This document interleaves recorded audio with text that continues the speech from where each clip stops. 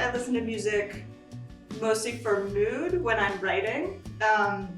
So depending on the characters and the setting, that could be anything from country to pop to hip hop to anything. So the book my novel that's coming out, I really think of John Party's album Heartache Medication, which came out in 2019, and it's very much classic country, kind of honky-tonk music, and the whole album is basically about booze, and my novel's set in a bar, so it's kind of a companion in that way. But also John Party said, he called it Heartache Medication because he wanted to write sad songs that made people feel good. And I guess that's kind of the way I view literature, really. I mean, most of it is pretty sad, or there's, elements of it that are really dark, but there should also be kind of levity and humor and some fun in it. I think my favorite novel ever is probably Scott Smith's A Simple Plan, which is a thriller and it was very popular, made into a movie.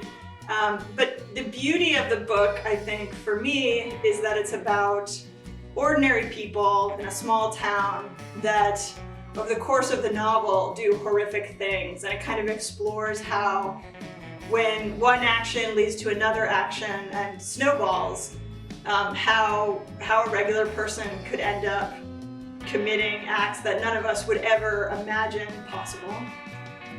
I kind of applied, in a way, a similar thinking with the idea of, my book's called Ordinary Hazards, and it's kind of about how we make these small decisions and we face little tiny hazards, things that aren't really, don't really even bubble up as concerns all the time. But ultimately, it's the ones that we're not expecting that end up undoing us.